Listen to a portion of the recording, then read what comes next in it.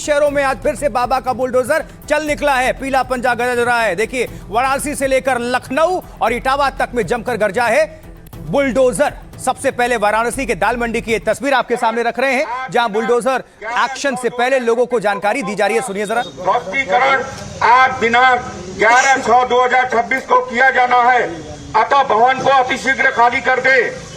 जिन भवनों की रजिस्ट्री हो चुकी है उन सभी भवनों पर आज दिनांक 11/6/2026 को ध्वस्तीकरण की कार्रवाई की जाएगी। ये तो अनाउंस सुन लिया आपने, और इसके बाद दाल मंडी इलाके में जमकर चल गया बुलडोजर। कई मकानों को तोड़ा गया, कड़ी सुरक्षा के बीच ये बुलडोजर एक्शन हुआ। ये देखिए, ये सड़क चौड़ीकरण, नवीनीकरण, ये सब कुछ, ये कई सौ करोड़ का प्रोजेक्ट है, जिससे आने वाले वक्त में शहर की जो छवि है वो बदलेगी, एक स्वच्छ, सुंदर और एक कहते हैं सब कुछ संयोजित तरीके से हो। उसी के लिए ये सब कुछ किया जाए।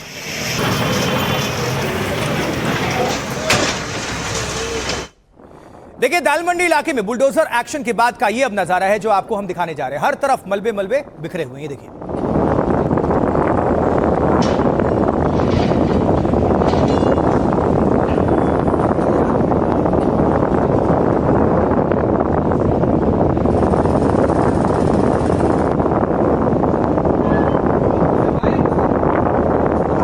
स्थानीय लोग भी जानते हैं कि आने वाले वक्त के लिए ये उनकी ज़रूरत के लिए, ये सबके सहूलियत के लिए हो रहा है।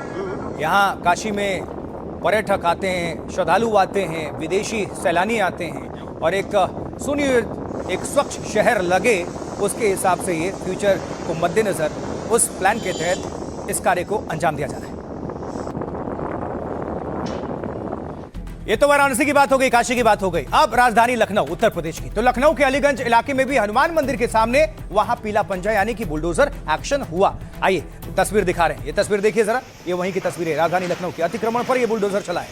इसमें एक संदेश भी है, कभी भी अतिक्रमण ना करें, और अतिक्रमण करके आपको लगता है कि थोड़े दिन निकल गए, कुछ एक्शन नहीं होगा, तो गलतफहमी में कभी भी चल जाएगा पीला पंजा, और हर जाने की जो रकम है वो भी आप ही को देनी होगी, वसूला जाएगा, प्लस कानूनी कार्रवाई अलग से होगी।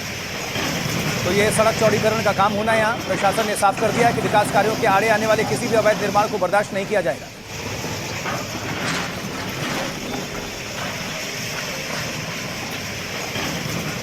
और अब इटावा में रात के अंधेरे में बीहड़ वाले सैयद बाबा की मजार पर भी बुलडोजर एक्शन हुआ। इटावा सफारी पार्क के पीछे यह मजार था, और बाद में वन विभाग ने उसी जमीन पर पौधारोपण कर दिया।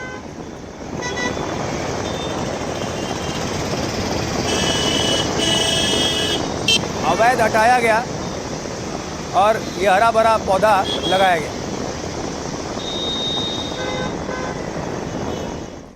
अब विस्तार से जान लीजिए कि वाराणसी के दाल मंडी में क्यों चला है प्रशासन का बुलडोजर और आगे का प्लान क्या है। तो विस्तार से ध्यान से सुनिए। वाराणसी के दाल मंडी में एक बार फिर से बुलडोजर एक्शन हुआ। इलाके से कुल 181 भवनों को हटाया जाना है, जिनमें से 125 भवनों का ध्वस्तीकरण किया जा चुका है। पहले यहां बुलडोजर के जरिए कार्रवाई हो रही थी, अब दाल मंडी की संकरी गलियों में पोकलैंड मशीन की एंट्री हो चुकी है। इससे ध्वस्तीकरण की रफ्तार और तेज हो गई है। इसके बाद धार्मिक स्थलों के स्थानांतरण प्रक्रिया शुरू होगी, जिसमें 6 मस्जिदें भी शामिल हैं। दाल मंडी की लंबी संकरी गली करीब 650 मीटर की है। इस संकरी गली को करीब 17 मीटर चौड़ा किया जाना है। इसमें बाबा विश्वनाथ धाम तक श्रद्धालुओं और वाहनों का पहुंचना आसान होगा, सुगम होगा। सालों पुरानी योजना को पूरा करने के लिए प्रशासन फुल एक्शन में है। चिन्हित भवनों को हटाने का काम युद्ध स्तर पर जारी है। योजना पूरी होने पर यातायात व्यवस्था इससे बेहतर होगी, सुगम होगी, और साथ ही इससे लोगों को जाम से मुक्ति मिलेगी, राहत मिलेगी। यह है प्लान। वाराणसी में बुलडोजर एक्शन का जायजा लिया हमारे संवाददाता पीयूष आचार्य ने। साथ ही पुलिस ने क्या कुछ कहा एक्शन पर, वो भी सुनते हैं। दाल मंडी में भवनों के ध्वस्तीकरण का काम तेजी से चल रहा है। 131 मकान तोड़े जा चुके हैं और 12 भवनों को आज तोड़ा जाना है। ये 750 मीटर लंबी दाल मंडी की गली है, जहां पर लगातार भवनों के का ध्वस्तीकरण का काम लगातार जारी है। फिलहाल दाल मंडी जो है 12 फीट चौड़ी है, लेकिन अब तोड़ करके इसको क्रमशः चौड़ा किया जा रहा है। ध्वस्तीकरण के क्रम में 12 भवन चिन्हित हैं, जो कि PWD की कार्रवाई है, जिसमें से 5 भवनों पर कार्रवाई प्रारंभ स्वयं मकान मालिकों के द्वारा की जा चुकी है। लगातार प्रशासनिक स्तर से इस पे जो कमेटीज़ हैं उनसे वार्ता चल रही है, और वार्ता के क्रम में बहुत जल्दी उन पे भी कार्रवाई होनी है। तो कोई भी अराजकता या अफवाह या ऐसा कोई भी कृत्य करता है तो उस पर तत्काल कार्रवाई की जाएगी। एक और महत्वपूर्ण खबर, क्योंकि अयोध्या से खबर है। अयोध्या के राम मंदिर में कथित चोरी को लेकर घमासान मचा हुआ है। अखिलेश यादव के दावे के बाद इस पर बयानबाजी और काफी तेज हो चुकी है। तो क्या अयोध्या राम मंदिर के चढ़ावे में चोरी हुई, सवाल है। इस सवाल का जवाब अब तक मिल नहीं रहा है, लेकिन इसको लेकर जमकर बयानबाजी हो रही है। अयोध्या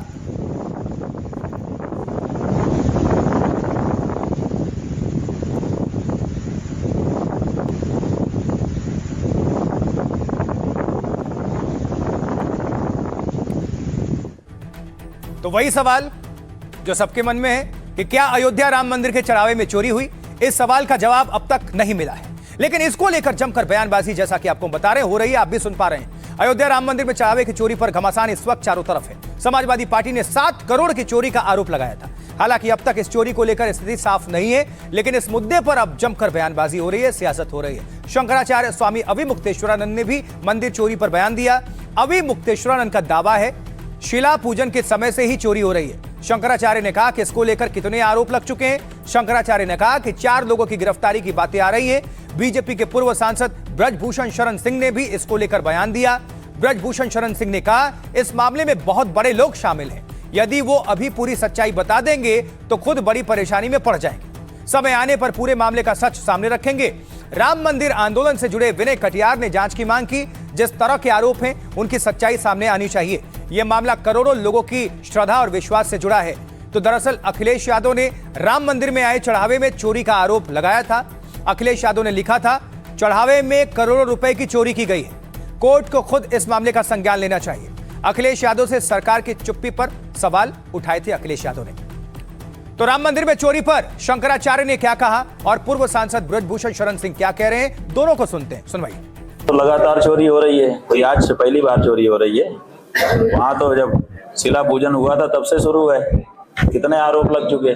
पहले शिला पूजन में चोरियां हुई, उसके बाद फिर जब राम जन्मभूमि में मंदिर बनने लगा तो प्लाट बिकने लगे। 2-2 मिनट में लाख का प्लाट करोड़ में हो जाता था, आप लोग देख ही चुके हो। और अब अभी भी ये वाली चोरी, तो वहां तो पहले से। अगर ऐसी बात है तो इसकी न्यायिक जांच होनी चाहिए ढंग से। हमें विश्वास है हमारे मुख्यमंत्री जी अच्छे हैं, वो छोड़ेंगे नहीं। अब ये तो लोगों को सोचना चाहिए, जिसकी साइकिल पर चलने का ठिकाना नहीं था, उसके पास 10-10 गाड़ियां हैं, बड़े बड़े होटल हैं, कहाँ से आया ये? क्यों? किसी का मैं नाम नहीं लूँगा, सबको जानता हूँ। नहीं, कुछ नहीं है। जिन लोगों को विवाद डालना है वो सब हट गए हैं, कोई मतलब नहीं है। इसलिए जाओ, अयोध्या जाओ और वहीं पर मंदिर का अध्ययन करो, रहो, अच्छा लगेगा आपको। अगर मैं सत्य बोल दूंगा तो बहुत परेशानी में आ जाऊंगा, क्योंकि वो बहुत बड़े लोग हैं। तो सत्य बोलने की हिम्मत अभी हमारी नहीं है, कभी समय आएगा तो बोलेंगे। कभी समय आएगा तो बोल दूंगा, अभी सत्य बोलने की हिम्मत नहीं है। ब्रजभूषण शरण सिंह कह रहे हैं कि बोल दूंगा तो परेशानी में आ जाऊंगा। देखिए, उत्तर प्रदेश में बिजली बिल में 10% सरचार्ज को लेकर ऊर्जा मंत्री बेहद आक्रोशित है, गुस्से में। मंत्री जी ने पूछा है कि यह फैसला बिना उन्हें बताए आखिर कैसे ले लिया गया। और यह भी अपने आप में अचंभा है, अगर उनको नहीं बताया गया तो ऐसे कैसे हो जाता है। अब जरा देखिए और समझिए कि कैसे मंत्री जी ने बिजली बोर्ड के चेयरमैन को जमकर सुनाया। अब उत्तर प्रदेश में बिजली बिल 10% बढ़ने पर घमासान चल रहा है। फ्यूल सरचार्ज के नाम पर बिजली के दाम बढ़ाने का आदेश हुआ था, लेकिन इस बड़े बिल पर योगी के मंत्री बेहद गुस्से में हैं। ऊर्जा मंत्री ए.के. शर्मा ने यूपीपीसीएल चेयरमैन को चिट्ठी लिखी है। इसमें पूछा है कि 10% सरचार्ज बिना पूछे क्यों लगाया गया। चिट्ठी में योगी के मंत्री ने इस पर कड़ी नाराजगी जाहिर की है। उन्होंने पूछा है कि फैसला बिना उन्हें बताए और बिना सहमति कैसे लिया गया, बिना अनुमति बिजली महंगी करने का फैसला कैसे हुआ। उपभोक्ता परिषद ने पहले ही इसको लेकर मोर्चा खोल रखा है। मंत्री जी ने कहा है कि उन्हें मीडिया से इस बारे में जानकारी मिली, ऐसे मामलों में पहले ही से जानकारी देना भी उचित नहीं समझा गया। पत्र में चेयरमैन की कार्यशैली पर भी गंभीर सवाल खड़े किए गए। यूपी में पिछले महीने बिजली संकट से हाहाकार मचा था, आपको याद होगा। लगभग हर जिले से बिजली कटौती की खबरें सामने आने लगी थी और यूपी में बिजली खपत लगभग 32,000 मेगावाट तक जा चुकी है। सीएम योगी और ऊर्जा मंत्री के सामने आने के बाद हालात संभला था। तो उत्तर प्रदेश में महंगी बिजली को लेकर कैसे सियासी बयानबाजी चल रही है इस वक्त, देखते हैं, सुनते हैं, सुनिए। कुछ अधिकारी ब्यूरोक्रेट जानबूझ करके शासन की मंशा के विपरीत अगर कोई कार्य कर रहे हैं तो विभागाध्यक्ष होने के नाते मंत्री की ये उत्तरदायित्व है कि वो ऐसे उनको डांटने का काम करे, उनको ताकीद करने का काम करे कि वो कोई भी ऐसा कदम न उठाएं जिससे जनता के हितों पर प्रतिकूल प्रभाव पड़ता हो। तो बड़े वाले मंत्री हैं, दिल्ली से आए हैं, पीएमओ में रहे हैं, प्रधानमंत्री जी को बताएं, भाजपा के राष्ट्रीय अध्यक्ष को बताएं, और कुछ नहीं कर पा रहे हैं। तो ये निकम्मापन का जो दोष लग रहा है उनको, उससे बचने के लिए अपने पद से इस्तीफा दे दें। वो खुद ही मान रहे हैं उनके विभाग में काम ठीक नहीं हो रहा, जनता परेशान है, तो या तो परिवर्तन कराएं, कुछ करके दिखाएं, वरना कुर्सी है छोड़ दें, क्या फर्क पड़ता है। उत्तर प्रदेश में सिर्फ और सिर्फ भ्रष्टाचार की लूट हो रही है, लूट की छूट चाहते हैं, आपस में कोई समन्वय नहीं है, जनता हैरान है, परेशान है, लोगों को बिजली मिल नहीं रही, पावर कट चल रहे हैं, और उसमें मंत्री जी और सचिव महोदय आपस में झगड़ करके सिर्फ और सिर्फ विषयांतर करने के साथ साथ भ्रष्टाचार की लूट में छूट चाहते हैं। प्रदेश के ऊर्जा मंत्री हैं, वो उनके नेतृत्व में विभाग चल रहा है, तो उनको कॉन्फिडेंस में लिया जाना जरूरी था। पावर कारपोरेशन भी कहीं न कहीं हर धर्मिता पर उतारू हो, जिससे सरकार की भी छब धूमिल हो रही है, और प्रदेश के माननीय ऊर्जा मंत्री भी जो सवाल उठा रहे हैं उसमें कहीं न कहीं सत्यता है, उसकी जांच करना चाहिए, और माननीय मुख्यमंत्री जी को इस पूरे मामले पर हस्तक्षेप करके प्रदेश की जनता को न्याय दिलाना चाहिए।